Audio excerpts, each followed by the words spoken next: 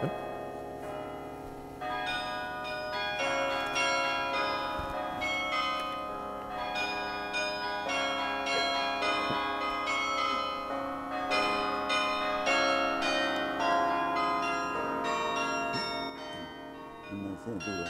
you see my wife out there?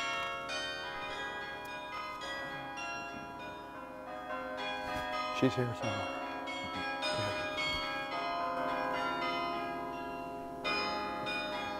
There. She's right there. That's it.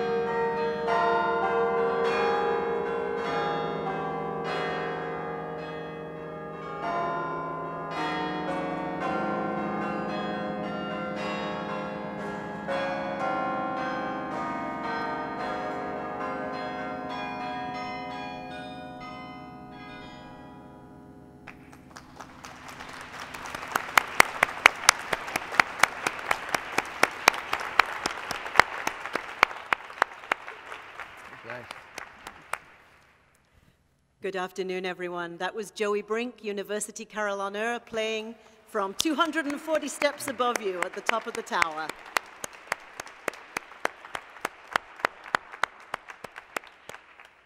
I'm Elizabeth Davenport, Dean of Rockefeller Chapel, and it's my honor to welcome you all to this great chapel today.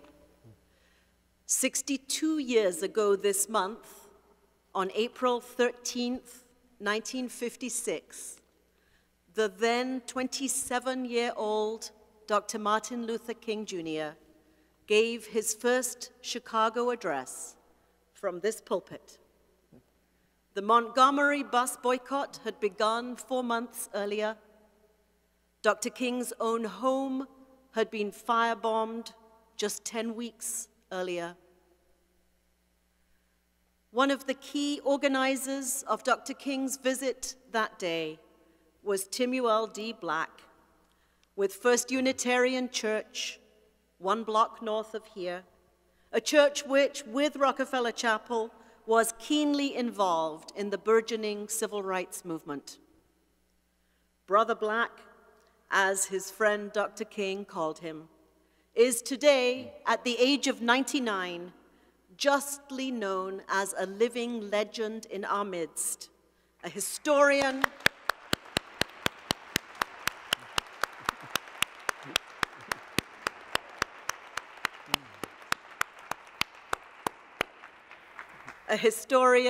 storyteller, and continuing activist. It is our very great honor to welcome him today on this momentous 50th anniversary of the assassination of Dr. King. Bart Schultz, director of the University of Chicago's Civic Knowledge Project and senior lecturer in philosophy, who has organized today's event, will be engaging Brother Black in conversation. Please join me in giving the warmest of welcomes to them both. Thank you.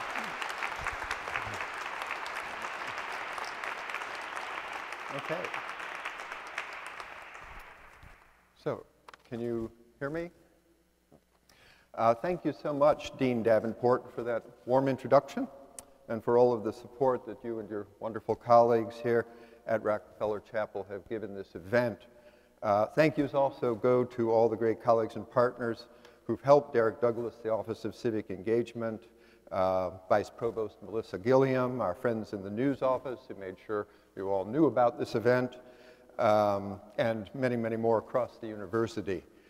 Thanks also to our deeply valued community partners, the Addie Wyatt Center for Nonviolence Training. They have an event coming up later this evening, by the way. And especially the Rainbow Push Coalition, who first urged us to develop the MLK initiative, as we're calling it, the Civic Knowledge Project's ongoing effort to see that the memory of Dr. Martin Luther King Jr.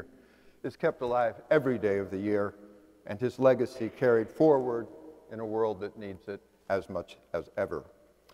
Surely all of you here today would like to see peace triumph over violence, dignity triumph over vulgarity, and hope triumph over fear.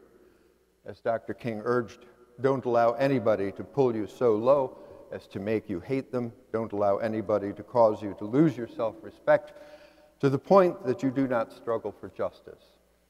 Well, our distinguished guest today is indeed a living legend, absolutely amazing, someone who really exemplifies what Dr. King was talking about every single day. He is an example of how to make peace triumph over just violence, dignity over vulgarity, and hope over fear.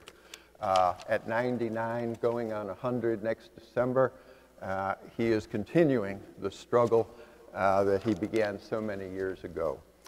He's an example to us all, and I'm honored to be here to ask him a few questions today. I'd like to start by asking you to elaborate a bit on your answer in that ABC News interview you gave last week when you were asked, where were you when you heard the news of Dr. King's tragic assassination, and what were your feelings? Well, my feelings, I was in Gary, Indiana, teaching at Gary Roosevelt High School in Gary. And I was preparing to celebrate my birthday, which would be December the 7th. And I looked at looking at television, I saw this is 1955, I saw... Oh, okay. You want to go back to your first meeting with Dr. King, when you were first inspired. That's fine, great. Oh, the first, that was the beginning of the first meeting. Right. Because when I saw this handsome, younger man saying from the pulpit of the church in Montgomery and preaching some theme that he had borrowed, I'm tired. And he was tired of segregation. He was tired of discrimination. He was tired of poverty and all those things. He articulated for me a feeling of not being necessarily physically tired, but emotionally tired of discrimination and segregation. He articulated a feeling that I had carried most of my life, but became more, when I was drafted into World War II, and me and fellows from the North did our training. I was subject to training in the South. And we had on our soldier suit, but a civilian white person could tell us where to sit on the bus, where to stand in the line. We were tired. I was particularly tired because in Chicago even, I had faced discrimination in housing, in job opportunities. All of those things came to my feelings. And then I had the experience from going up from Normandy up through France, and there were examples of that, but yet I had to make adjustments to be honorably discharged from the Army. I had to make adjustments. And then while moving on up to what they called the Battle of the Bulge, which had nothing to do with weight. We went into one of the camps, Buchenwald, and I saw people who had been exterminated and brutalized systematically. That carried me back to the memories of my ancestors, my African ancestors. So when I saw Dr. King giving in those kind of terms, I saw my past, the past of millions and millions of other people. So I went to Montgomery, Dexter Avenue Baptist Church. I think it was Dexter. Anyway, I met him and others who had participated in the march, and from that point forward, I followed Dr. King reverently because he had exemplified and articulated the feeling. And I was not the only one that was tired. There were Hyde Parkers who were tired. There were other people across the country who were tired. But we were not too tired to walk behind this great man. And I never have gotten tired from that point on in trying to help people to be tired of inequality, of sexism and racism and all those things that separate human beings. Sorry to talk so much. No. But, memories crowd the corners of my mind. Precious memories of the way we were.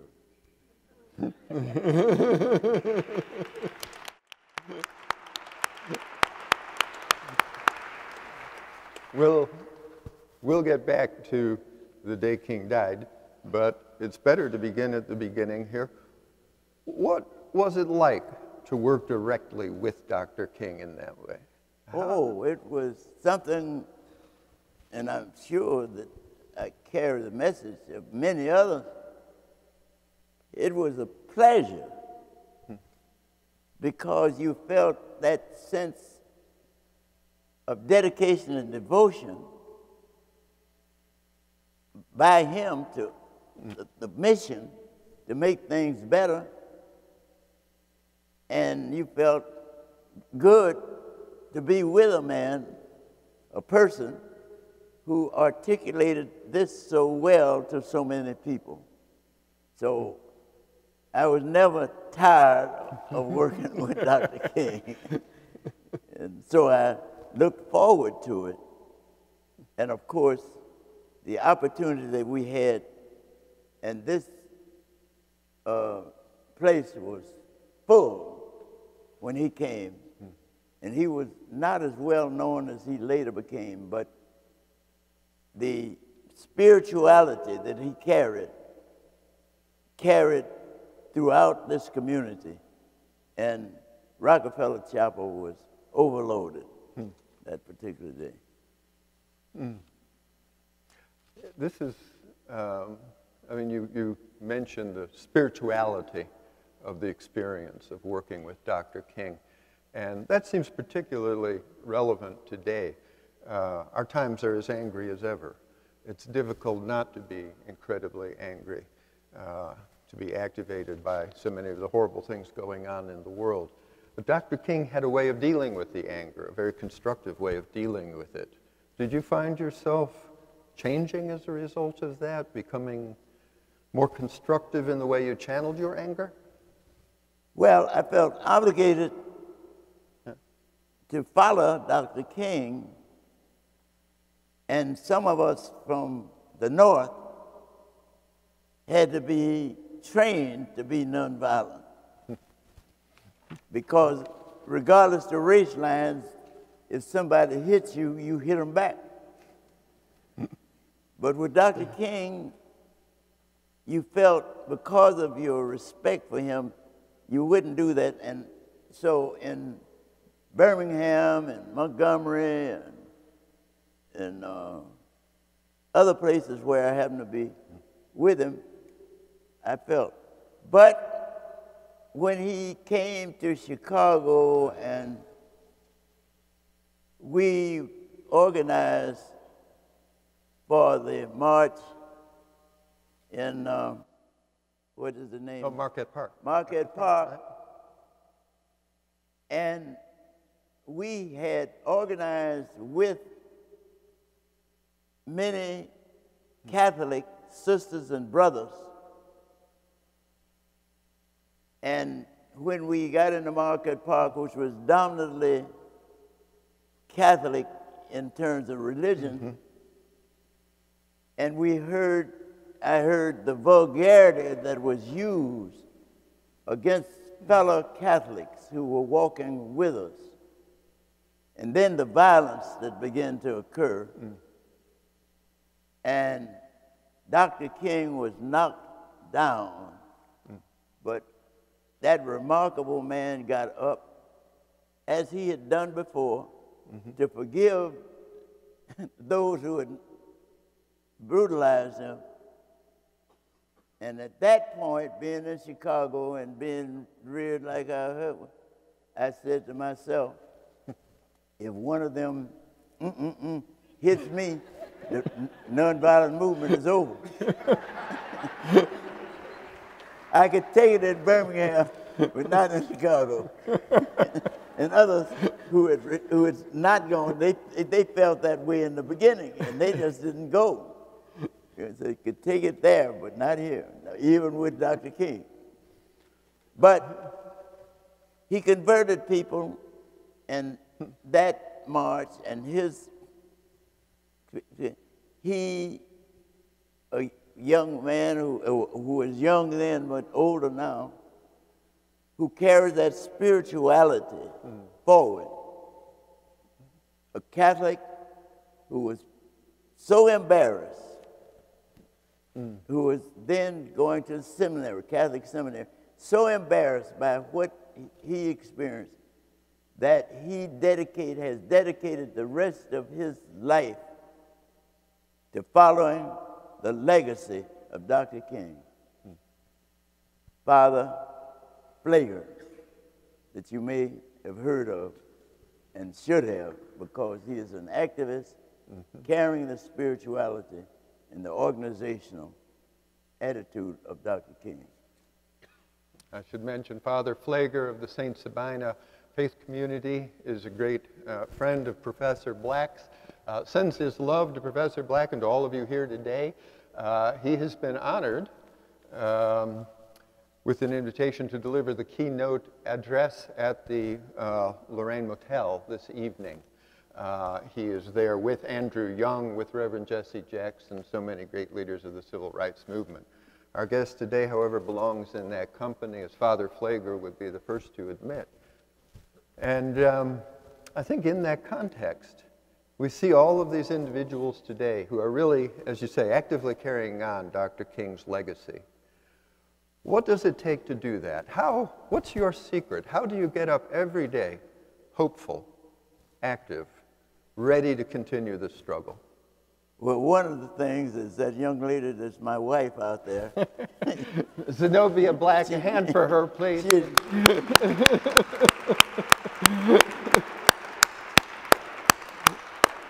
She supports that activity and participates and has been active ever since we met. In fact, that was one of the ways in which we did meet. We were active, bringing about more equality in the labor movement. And of course, many of the labor people were with Dr. King originally. That was A. Philip Randolph, who many people don't know, threatened a march on Washington in 1941 during the beginning of the World War II if blacks were not given equal opportunities in jobs that were being provided by the government, there would be a march on Washington. And the president, recognizing that that would be embarrassing to the rest of the world, he issued an executive order that jobs that were militarily created would be equal to everyone. And one of the examples, of course, is the area where Augill Gardens is now, with many others. So Dr. King had a legacy to follow himself, and he followed, but Mr. Randolph was one of the early supporters, along with E.D. Nixon, a brotherhood porter, and that encouraged Dr. King, and that was supporting him all the way through his life. The death of Dr. King was so dramatic that it caused activity all over the country because he was missed, because he offered so much in terms of hopes and dreams in his style of leadership. And so his sudden death, which may not just be attributed to his civil rights, but there are those of you here who know he was also very, very active and opposed to the war in Vietnam. And he, with a young people who were protesting the war in Vietnam, he supported them and met a good deal of negative opposition from some people who had formerly supported him. That's another part of the story that many people may not know. But there were African Americans who didn't like the fact that Dr. King publicly was opposed to the war in Vietnam. Those triple evils of militarism, racism, poverty that he was against. And you talked about that at the end of his life, but it's fascinating that you were long involved with these struggles before you started working with King. You were Dr. King Sr. by over a decade, and you had been involved with the labor movement, fighting poverty and discrimination, before you met Dr. King. Well, there were those of us like Mr. Randolph and the Brotherhood of Sleeping Car Porters. When I was growing up on the South Side, the story goes, and I tell that story quite often, I was born in Birmingham, Alabama,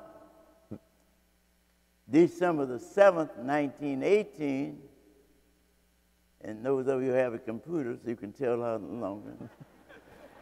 And so when I was 8 months old, the story goes, part of this is actual and part of it is humorous.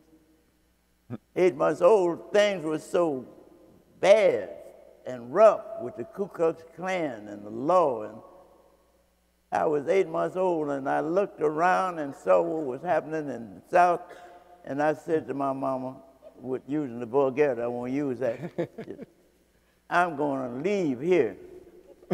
So I brought my family to Chicago when I was 8 months old.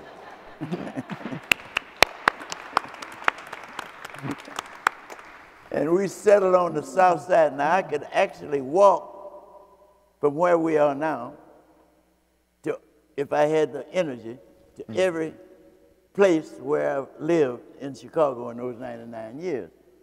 But once upon a time,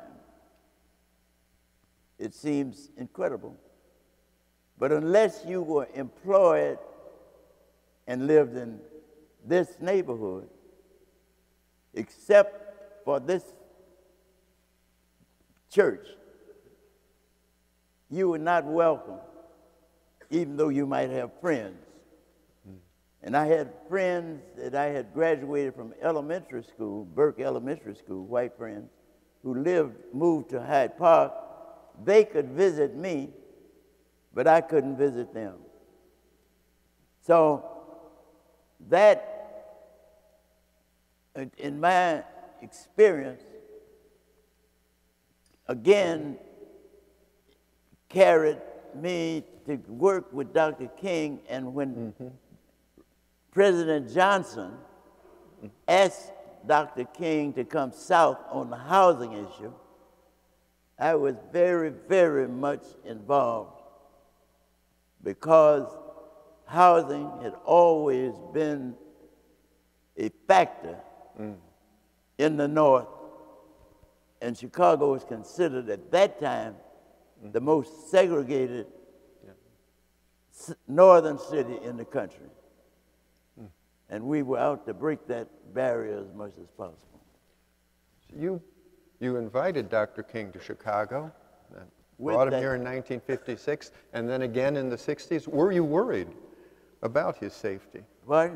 Were you worried about how Dr. King, whether Dr. King would be safe in Chicago? In a sense, I was worried all the time, not just in Chicago, but because of his firm attitude of passive resistance, I felt that somewhere that would break the sea. In the South, it worked because they expected blacks to fight back. They didn't know quite what to do when they didn't. But with Dr. King's attitude, I always worried how long he would be tolerated in this social system. And he was attacked not once. His house was bombed and burned.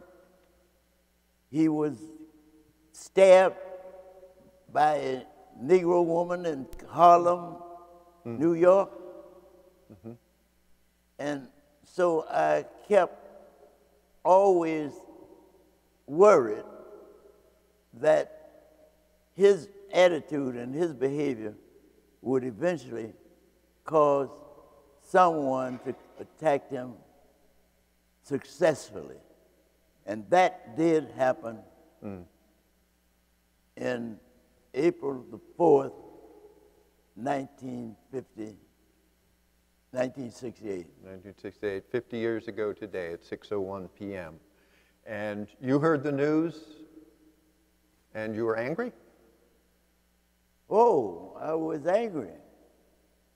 I was so angry that my father at that time was ill, and I was visiting him at the hospital. There used to be a hospital in Woodlawn.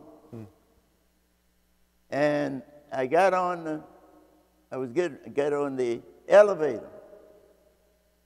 I was so angry and so hurt at this sudden assassination. And two police officers were on the same elevator, and they were giving signs of being happy that this troublemaker was no longer there. Troublemaker. I was so angry that when they laughed and said, you know, Martin Luther King has been killed, I said to them, I wish it had been you instead of Dr. King. And they got quiet. Now, I was that angry, I was that crazy, because I was so hurt that I didn't care at that immediate moment. I cared later. But fortunately, they just became quiet and let this old dumb guy alone. When I got into the room where my father was, though he was very ill, He said, you know, Martin Luther King has been assassinated. I can't understand why any bastard would do that to this man. Now, my daddy, who was a Marcus Garveyite, you may want to read about Marcus Garvey, was a black nationalist. And so he was very mad that Dr. King had been a pacifist against violence all this time. So it was a painful day, and immediately there began to be activities all over the country. Dr. King was beyond America because there were people all over the world who mourned his assassination. I know because I have friends that wondered about why that happened. He was a universal person, and he embraced psychologically all human beings. He marched as a black man because his feelings were, we exemplified the way in which race mattered, but we also had a responsibility to go forward with the idea expressed in the Declaration of Independence. We hold these truths to be self-evident, putting in all human beings are created equal, are endowed by their Creator with life, liberty. That was the feeling, the spirit that that man carried, which was universal, but it became dramatized because he was also an African American, and his initial supporters, the obvious supporters, were also African American, but supported by all kinds of other groups. And that universalism is an important part of his message for you. I want to get to a point where you might talk a little bit to some of the people involved in organizing these very important protests going on today. We're seeing so many of the same tensions. Dr. King, beginning really in 1966, was confronting advocates of the Black Power movement who had grown pretty disillusioned with the nonviolence that Dr. King preached. And by 1968, there was a great deal of dissent in the civil rights movement. A great deal of disagreement in the civil rights movement. Mm-hmm. And I think we see a lot of that today as well. How do you feel young people today who are doing these incredibly important things out there politically with the March for Our Lives protests and the At Me Too movement, how do you feel that they can actually carry on King's legacy? Well, the example is historic. Dr. King, that in India, Gandhi. I guess I should say, would you urge nonviolence in this context? I think that younger people, particularly those who were demonstrating about gun control, are exemplifying carrying forward that history. Mm-hmm. They are against gun violence, and they are exemplified by confronting whoever might have a gun, saying, in a sense, that shouldn't be. So they are, whether they know it or not, they are following the legacy of Dr. King, and I believe that because of their composition, the diversity of the composition of those young people, college and high school, that they are going to have a political impact because they have mothers and fathers and older friends who share the memories of the stories of Dr. King and are very proud and supportive of their younger relatives and friends. I believe that. And I believe that we are going to have, because of the numbers that are involved, that we're going to find some, whether it's subtle or non-subtle, control of weapons, mass weapons. You see, though they find out themselves of various experiences, and on the University of Chicago, we just had an experience. Yeah. That if guns are available to anyone who wants them, their lives are in danger. So I think they're going to take the example that is inherited from Gandhi and King and some other leaders of bringing about that change in weapons of destruction. I'm concerned, personally, since I was in World War II and heard about Hiroshima and Nagasaki, that also moving forward to the weapons, and Dr. King, I know where he would be, weapons of mass destruction, which are becoming more obtainable by all the nations. That mission of Dr. King needs to be carried forward into the population of those nations which are doing that in terms of their protection, but you threatening it against other countries. So I'm just saying that Dr. King's message is a universal message for the best of human beings all over the world. Is it fair to say you still support those efforts at nonviolent protest, direct action, but you would also like to remind young people to vote? Well, what we all need to understand,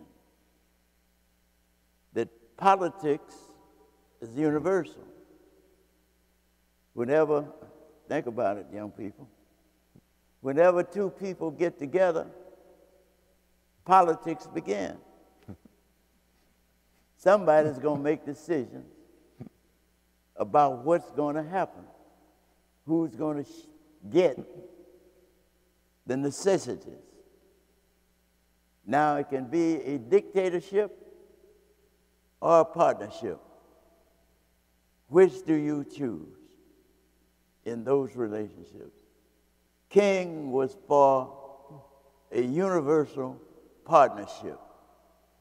And that's the reason so many ordinary people, understanding that, followed his style and his legacy. We now live more than that period when Dr. King was active in one world. The new technology, the new means of construction and destruction and communication. Now, there are no secrets hardly anymore. So, what we say and do, we must think of how that affects others, negatively or positively. That's a difficult question, more complicated than when Dr. King, but that idea still exists on how we can bring about peace on earth and goodwill But I carry the spirit that also was put into song by Duke Ellington. And by the way, Duke Ellington played on this campus too. And he played in his sacred concert, I believe, whatever God you think, I believe that God put sun and moon up in the sky. I believe that dark clouds are clouds just passing by. God the Lord above, God Almighty, God of love, please look down and see our people through. Amen. Point being, Duke Ellington was also a universalist. And if you follow his music and his style, he too was a supporter of Dr. King. And that was true across art, music, and all the other styles of entertainment and living. That's, you have so many wonderful stories. Sacred ground is Professor Black's term for the South Side here, the Bronzeville neighborhood, where he grew up and where so many of these amazing political figures emerged. Harold Washington, President Obama. What do you want to tell them about this book? Charles White's collection will be at the Art Institute. He and I graduated from Burke Elementary School together years ago. But he was, like many, a talented person who needed the opportunity. And again, I say Dr. King was following a legacy because in that effort, in that struggle, he and Margaret Burroughs and many others as young people were inspired by the relationship, and that's where Hyde Park came from, between the liberal areas of Hyde Parkers, like I could name some of them, but we're pretty proud of that. But their relationship, because art and music brought them together, and they felt a sense of unity that they transferred in their lives. I think that comes through in your book, where the politics, the art, the music, the whole cultural life, the whole fabric of the South Side, right? Can't really tease it apart. It's all one big current pursuing, keeping that struggle going, the struggle for social justice that you've really exemplified in your life. Yeah. What we have occurring now, particularly, is a class division that kind of separates across racial lines, and the class division is where we see the violence in class against other class. And that is a thing that educators and people related to it have to understand, the social and cultural differences. Days of my years, we felt unity across community. And because we had relationships across other lines, that was one of the easy things in Chicago for us to organize organizations like CORE, Congress for Racial Equality, and so forth. There was a standard for Dr. King when he come to places like Chicago, that they were already organized across racial and ethnic lines that he could gain, that he would have support on. I think we're almost out of time. So last words for this audience. What do you want to convey to all the young people out there, all the older people out there? How can we all be like you? All of them are young, according to me.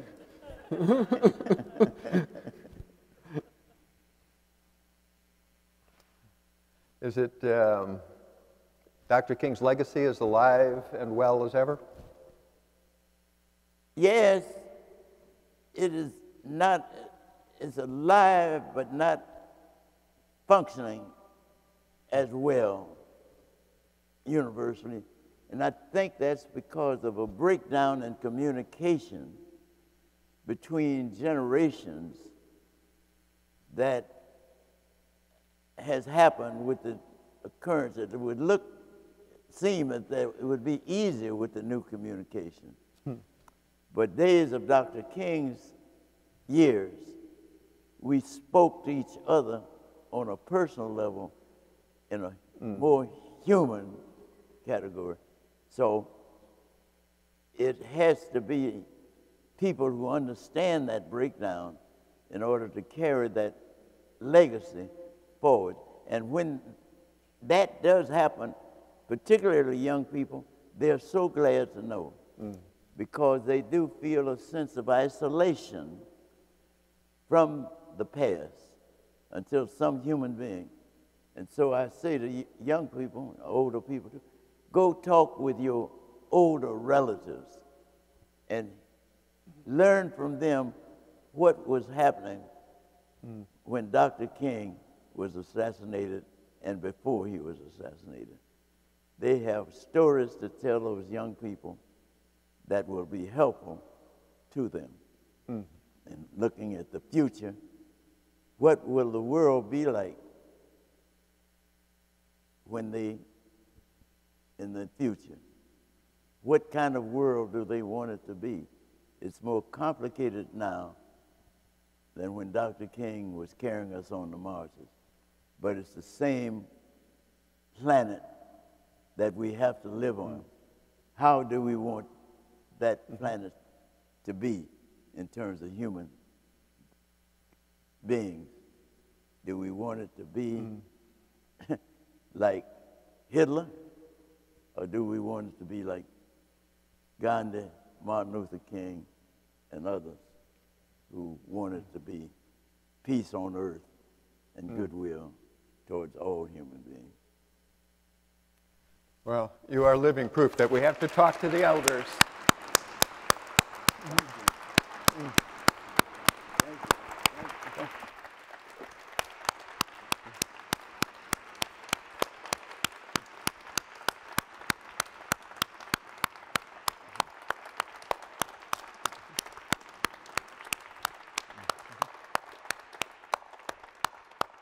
I am so honored.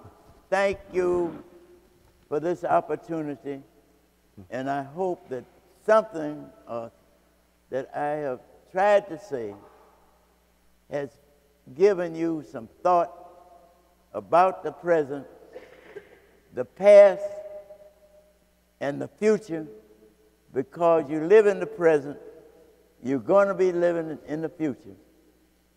How much of the past can you carry forward in an active way to make a better future for all human beings? Which is why this old man can't quit now.